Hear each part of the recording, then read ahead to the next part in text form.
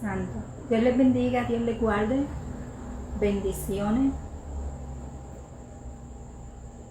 Bendiciones en el nombre de Jesús. Aleluya.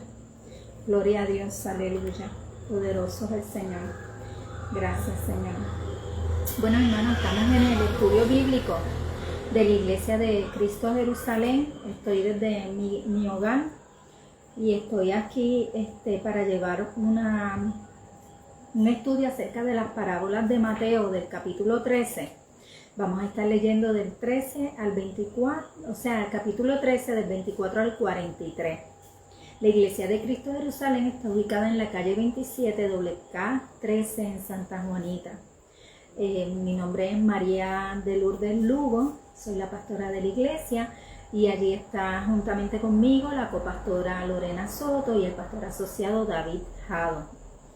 Estamos pues hoy aquí para la gloria de Dios, para llevar el estudio bíblico y espero, ¿verdad?, que pueda ser de bendición para cada uno de nosotros. Digo para cada uno de nosotros porque al estudiarla, pues también la palabra dice que la palabra es como espada de doble filo, que va para allá y viene para acá también. Así que yo también aprendo. Aleluya. Gloria a Dios por eso, ¿verdad? Vamos a estar en una oración. Señor amantísimo Padre, Dios Todopoderoso, te damos gracias, Señor. Primeramente porque nos has permitido estar aquí, Señor, porque nos has dado un día más de vida, Señor. En esta noche, Padre Celestial, vamos a llevar una palabra, Señor, acerca de las parábolas de Jesús, Señor.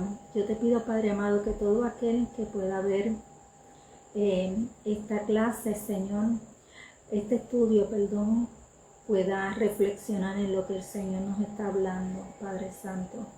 Yo te doy gloria y yo te doy honra, Señor. Bendice a todo aquel que la escuche, que tenga un corazón dispuesto a escuchar la palabra de Dios y a corregir, Señor, porque tu palabra es para enseñarnos, para corregirnos, para redarguirnos, Señor. Gracias te damos por ella en el nombre poderoso de Jesús. Amén, amén, aleluya. Pues como les dije, vamos a estar en la parábola de Mateo, en el capítulo 13, desde el 24 al 43. Vamos a empezar leyendo la palabra. La palabra se lee en el nombre del Padre, del Hijo y del Espíritu Santo. Les refirió otra parábola, diciendo: el reino de los cielos es semejante a un hombre que sembró buena semilla en su campo. Pero mientras dormían los hombres, vino su enemigo y sembró cizaña entre el trigo y se fue. Y cuando salió la hierba y dio fruto, entonces apareció también la cizaña. Vinieron entonces los siervos del padre de familia y le dijeron: Señor, ¿no sembraste buena semilla en tu campo? ¿De dónde pues tiene la cizaña? Él les dijo: un enemigo ha hecho esto. Y los siervos le dijeron: ¿quieres pues que vayamos y la arranquemos? Él les dijo: no sea que al arrancar la cizaña arranquéis también con ella el trigo. Dejad crecer juntamente la una y la otra hasta la siega. Y al tiempo de la siega yo diré a los segadores: recoged primero la cizaña y atadla en manojos para quemarla, pero recoged el trigo en mi granero.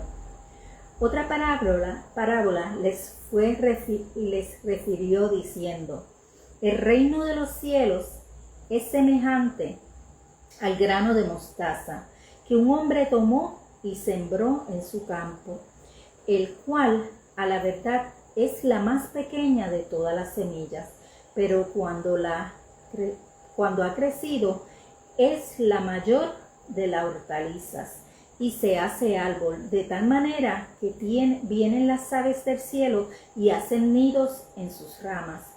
Otra palabra les dijo: el reino de los cielos es semejante a la levadura, que tomó una mujer y escondió en 3 medidas de harina, hasta que todo fue leudado. Todo esto habló Jesús por parábolas a la gente, y sin parábola no les hablaba, para que se cumpliese lo dicho por el profeta cuando dijo: abriré en parábolas mi boca, declararé cosas escondidas desde la fundación del mundo. Entonces, despedida la gente, entró Jesús en la casa, y acercándose a él sus discípulos le dijeron: explícanos la parábola de la cizaña del campo. Respondió él y les dijo: el que siembra la buena semilla es el Hijo del Hombre. El campo es el mundo. La buena semilla son los hijos del reino, y las cizañas son los hijos del malo. El enemigo que la sembró es el diablo. La siega es el fin del siglo, y los segadores son los ángeles.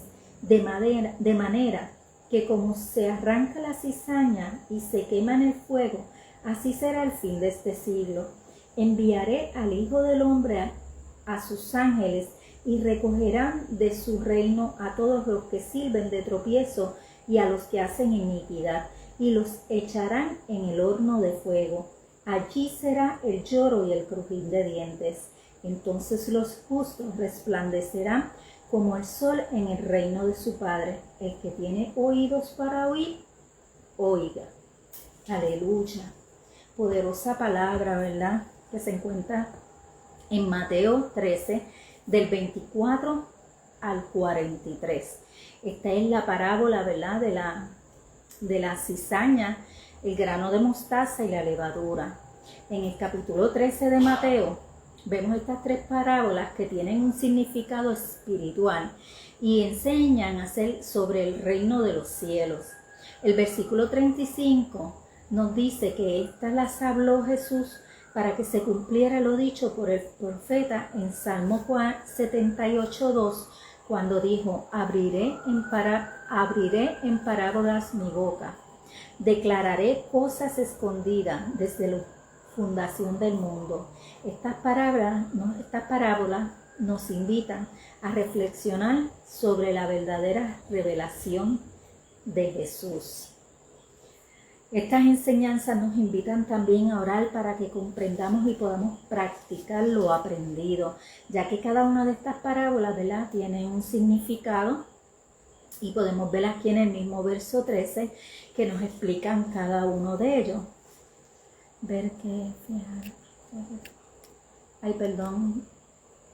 La familia. Dios les bendiga a la familia Ortega, Dios te bendiga, Diana, Dios te bendiga, espero que estés bien. Vamos a comenzar con la parábola de la cizaña. La parábola de la cizaña ilustra la coexistencia del bien y del mal dentro del mundo, y la manera en que ambos crecerán juntos hasta el momento de la cosecha. El que siembra, como nos dice la misma parábola, el que siembra, o sea, la parábola no, como nos dice en la palabra, cuando los discípulos le están preguntando a Jesús qué significa la parábola de la cizaña. Y aquí vemos cómo Jesús le dice que el que siembra la buena semilla es el Hijo del Hombre. El campo es el mundo.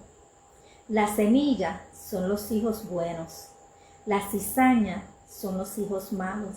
El enemigo que la sembró es el diablo. La siega es el fin del siglo y los segadores son los ángeles. Esa es la interpretación, ¿verdad?, que el mismo Jesús le da. Así como se arranca la cizaña y se quema en el fuego, así será el fin del mundo. Enviará Jesús a los ángeles y recogerán a los que sirven de tropiezo, a los malos, y los echará en el horno de fuego. Y los justos resplandecerán juntamente con él como el sol en el reino de Dios.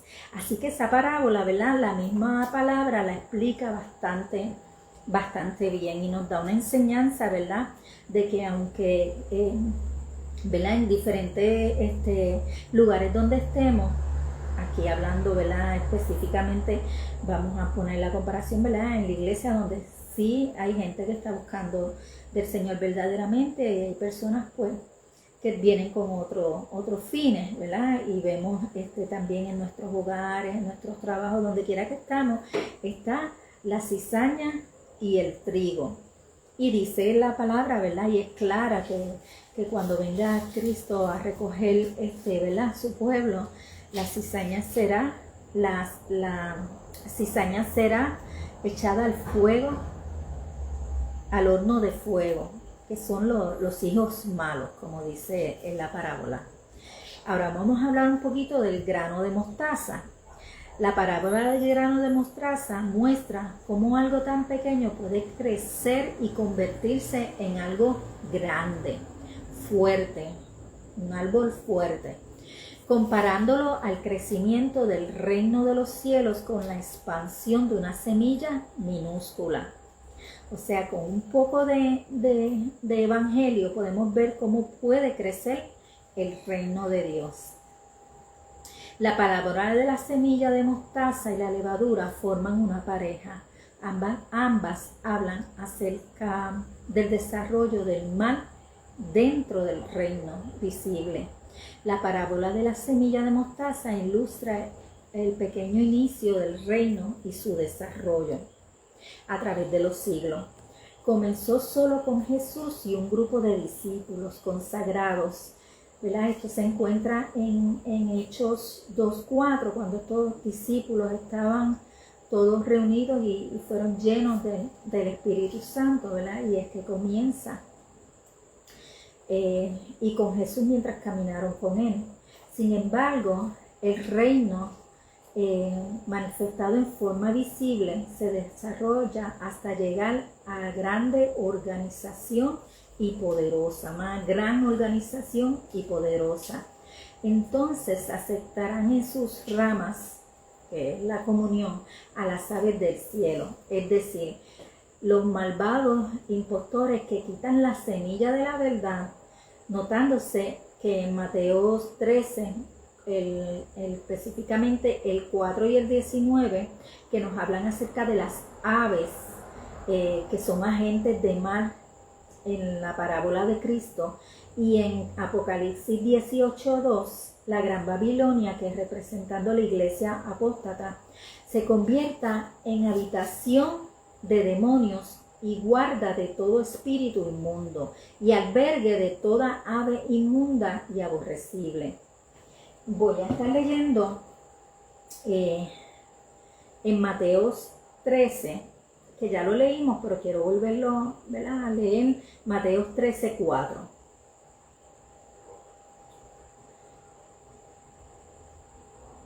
Ok, Mateo 13:4 dice: y mientras sembraba, parte de la semilla cayó junto al camino y vinieron las aves y la comieron. Así que esa semilla no creció. Y el 19,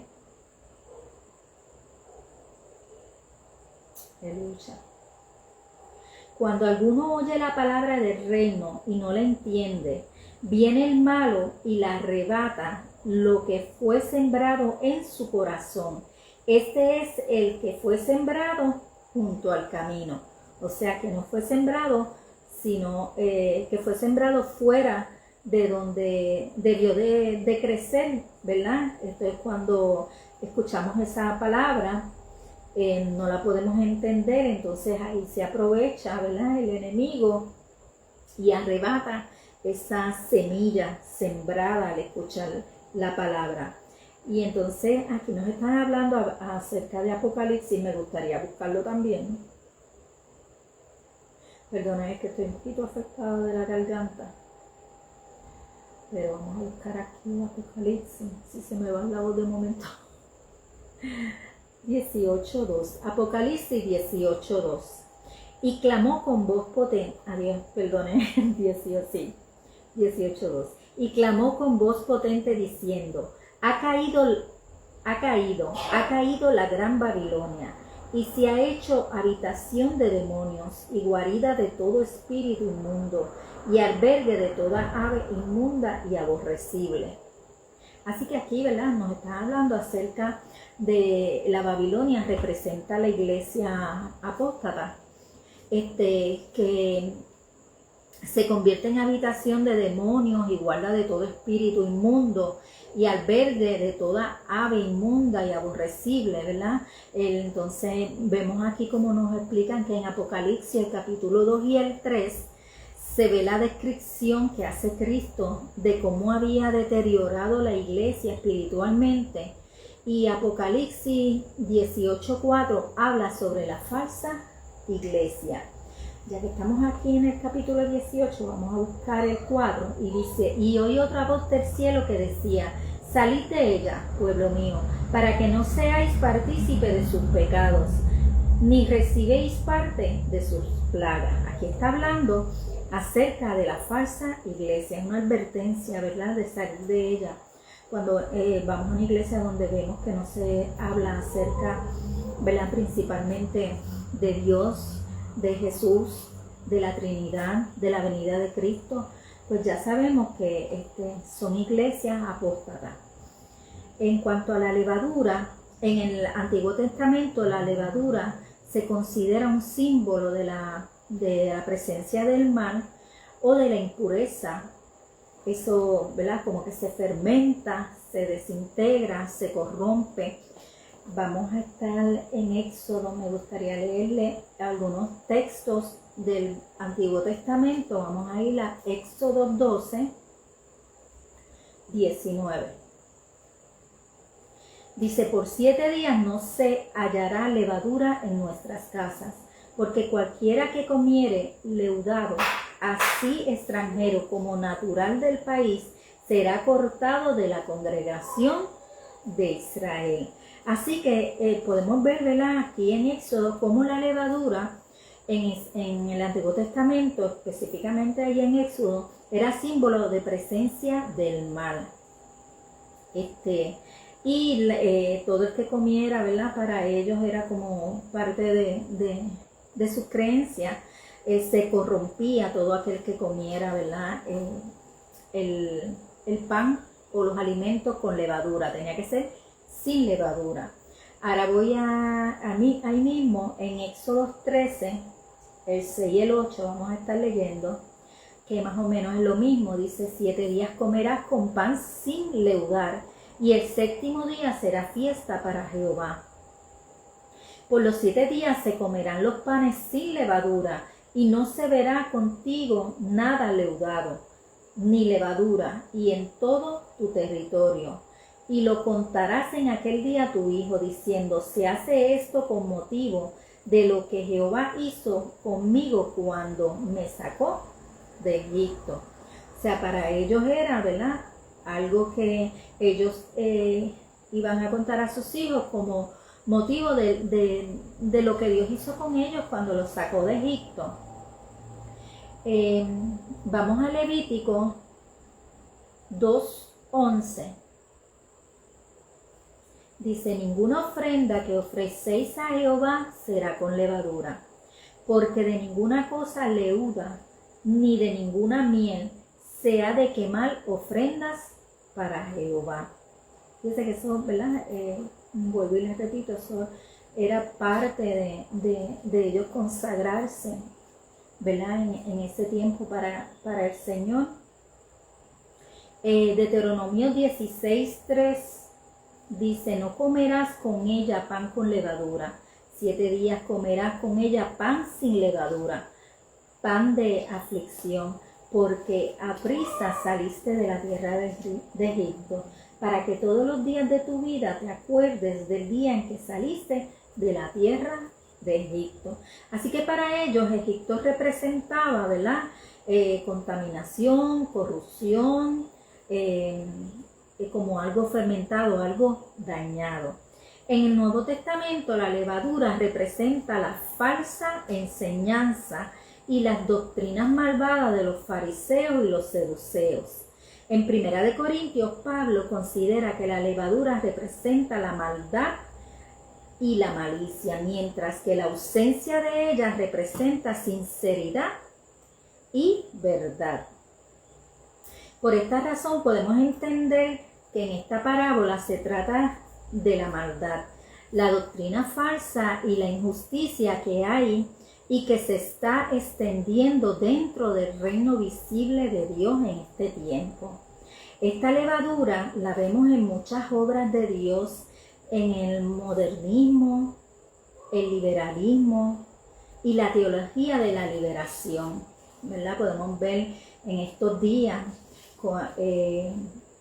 la inmundicia en las iglesias, el mundanismo, en la forma en que se viste, personas que deben de ser consagradas para llevar el mensaje de Dios y suben al altar como si fueran a ir al parque o vestidos como para una disco. En la liberación han perdido el respeto al altar de Dios. Esto no es, ¿verdad? No podemos juzgar, pero sabemos que cuando vamos a representar a nuestro Señor, ¿verdad? Nosotros debemos de ir con vestiduras como lino fino, como eran los sacerdotes y eran los adoradores en el tiempo antiguo, ¿verdad? Nosotros no podemos perder cierta, es como una consagración que uno hace, ¿verdad? Al Señor, donde tú vas como representante de ese ende al Señor. Pues cuando nos trepamos al altar debemos de mirar, ¿verdad?, cómo vamos vestidos, ¿verdad?, porque nos está mirando toda la congregación. Y no es como, el estudio no lo hace como juzgando, sino más bien como corrigiendo, redarguyendo, para que lo tomemos en consideración, ¿verdad?, cuando nos toca llevar la palabra, en la forma mirar en la forma en que estamos vestidos. En esto también la levadura representa doctrinas falsas, maestros falsos, supuestos creyentes que aparentan rectitud y mienten para conseguir beneficios económicos. Este estudio pues está dirigido, ¿verdad?, para este tiempo también. La levadura también representa la búsqueda de posiciones y reconocimientos y sobrevaloración de las personas, ¿verdad?, cuando siervos inútiles somos todos, porque la palabra lo dice, ¿verdad? Nosotros somos siervos del Señor. Toda la gloria es de Dios y lo decimos, muchas veces decimos la gloria es de Dios, pero verdaderamente en nuestro corazón le estamos dando la gloria a Dios. Lo creemos, recordando, ¿verdad?, que es el Señor el que conoce nuestros corazones y con las intenciones en que nos presentamos. Por eso es importante que cuando tengamos alguna posición alta, pues no nos creamos más que otras personas, que no, cuando hagamos algo, que no haya ese reconocimiento excesivo y que no nos vanagloriemos nosotros mismos, ¿verdad?, porque eso es parte de esa levadura en medio de lo bueno del Señor, ¿verdad?, de todas las cosas buenas que el Señor tiene para su iglesia y que podemos disfrutar dentro de las congregaciones. No nos podemos creer superiores y mucho menos necesarios en los ministerios. El único necesario es nuestro Dios, ¿verdad? Cada creyente debe de cuidarse de no caer en eso, permanecer en la palabra de Dios, guardando la venida, recordando, ¿verdad?, la venida de Cristo, oyendo la voz del Espíritu Santo. Vamos a estar leyendo Romanos 8. Vamos a ir a Romanos 8. Romanos 8, 12 al 14. La palabra dice: así que, hermanos, deudores somos, no a la carne, para que vivamos conforme a la carne. Porque si vivimos conforme a la carne, moriremos. Mas si por el Espíritu hacéis morir las obras de la carne, viviremos. Porque todos los que son guiados por el Espíritu de Dios, estos son hijos de Dios. Así que ese es el título más grande, ¿verdad?, que podemos tener como cristianos, es ser llamados hijos de Dios. Y para ser llamados hijos de Dios, pues la palabra nos dice que tenemos que morir a la carne. Cuando usted ha tomado la decisión de consagrarse al Señor, es importante que nosotros somos tentados todo el tiempo, pero es importante que nosotros tengamos esa firmeza y velemos de que no caigamos en esas tentaciones, ¿verdad? Vamos a Gálatas 5, En el Nuevo Testamento, Gálatas 5. Vamos a ir al 16 al 18.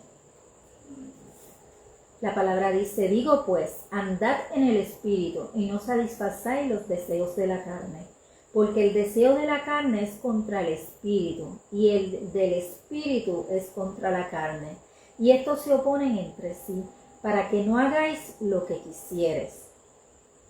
Pero si sois guiados por el Espíritu, no estáis bajo la ley. ¿Verdad? Sabemos que la ley es difícil de llevar, ¿verdad? Pero cuando somos guiados por el Espíritu no vamos a fallarle al Señor en nada, porque como le dije anteriormente, tenemos que estar prestos y conscientes, ¿verdad?, de que vamos a ser tentados, pero cuando morimos a la carne, ¿verdad?, estamos, como dice la parábola, no estamos, no somos cizañas, somos como Dios quiere, consagrados para Él, amén. Oyendo la voz del Espíritu Santo en todo momento, dispuestos a sufrir por el Evangelio de Cristo, si fuera necesario, luchando contra el mal, negándose a este mundo, vestirse cada día con la armadura de Dios. ¿Verdad que me gustaría leer la armadura de Dios que se encuentra en Efesios? Yo sé que, ¿verdad?, que muchos conocemos el pasaje de la armadura de Dios, pero es importante que en esta noche nosotros nos llevemos estos textos, ¿verdad?, y le pidamos al Señor en nuestra oración de la noche que nos ayude a consagrarnos para Él, ¿verdad?, que podamos cada día levantarnos y ponernos la armadura del Señor. La palabra se lee en Efesios 6, del 11 al 18. Vestido de toda la armadura de Dios, para que podáis estar firmes contra las asechanzas del diablo, porque no tenemos lucha contra sangre y carne, sino contra principados, contra potestades, contra los gobernantes de las tinieblas de este siglo, contra huestes espirituales de maldad y las regiones celestiales. Por tanto, tomad toda la armadura de Dios para que podáis resistir el día malo, y habiendo acabado todo, estar firmes. Estad pues firmes, ceñidos vuestros lomos con la verdad y vestidos con la coraza de justicia, el calzado los pies con el apresto del Evangelio de la paz, y sobre todo tomar el escudo de la fe, con que podáis apagar todos los dardos de fuego del maligno, y tomar el yelmo de la salvación y la espada del Espíritu, que es la palabra de Dios, orando en todo tiempo, con toda oración y súplica en el Espíritu, y velando en ello con toda perseverancia y súplica por todos los santos.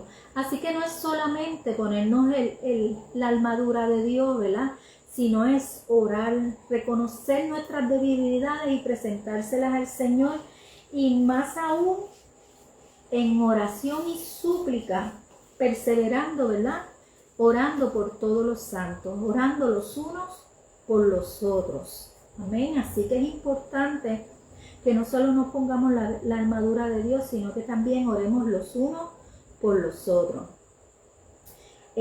Para terminar la clase, ¿verdad?, en estas parábolas podemos ver que evitemos esa levadura en nuestras vidas, que nos consagremos a Dios, que cada parábola tiene una enseñanza. Por eso es importante, ¿verdad?, no pasarlas por alto, leerlas y escudriñarlas, porque cada una de ellas tiene una enseñanza. Cristo en cada una de ellas nos enseña a cómo debemos actuar, vivir y comportarnos cuando estamos consagrados para Él y su palabra. Dios nos ama y quiere que cada uno de nosotros no se pierda, ¿verdad? Que ni uno se pierda, dice la palabra, no solamente nosotros, que ni uno se pierda.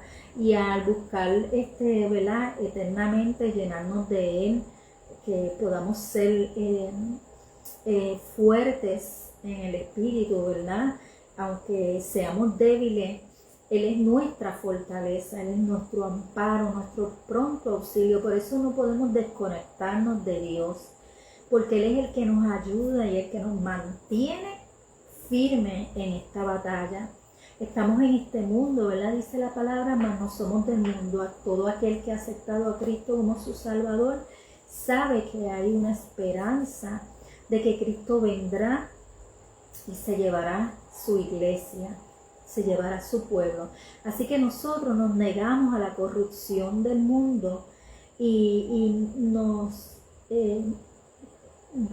buscamos, esa es la palabra, buscamos tener esa conexión divina con el Señor a través de su palabra, a través de la oración, a través de la búsqueda, de los estudios.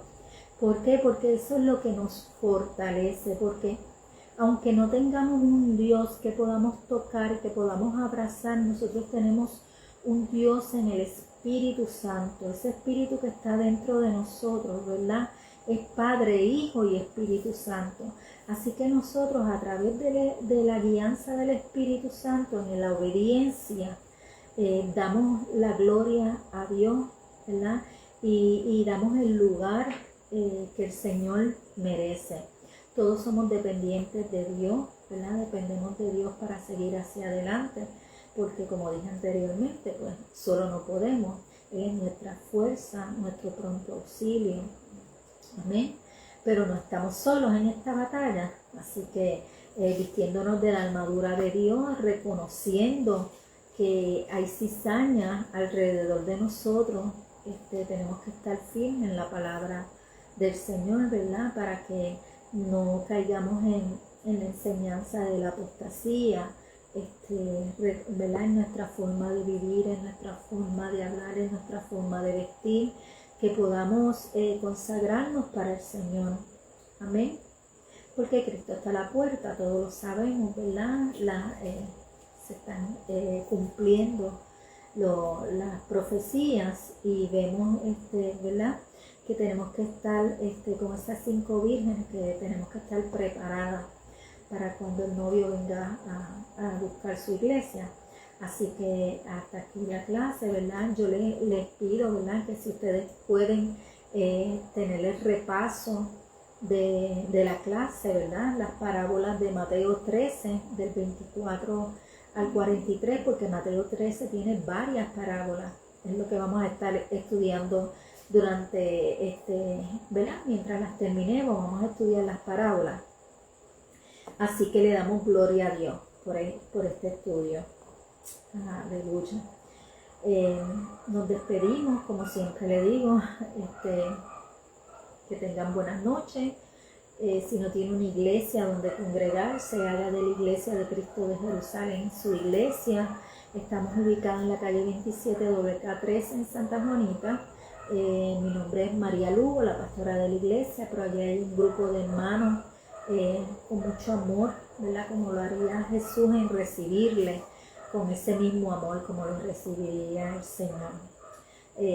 La palabra dice que el Señor está a la puerta, ¿verdad? Y toca, y somos nosotros quienes tomamos la decisión de abrirle. Amén. Y no solamente Él cenará con nosotros, sino que estará en nosotros.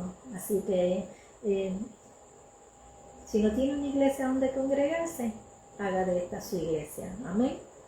Dios les bendiga y Dios les guarde. En paz me acostaré y así dormiré, porque solo tú, Jehová, me haces vivir confiado. Dios les bendiga.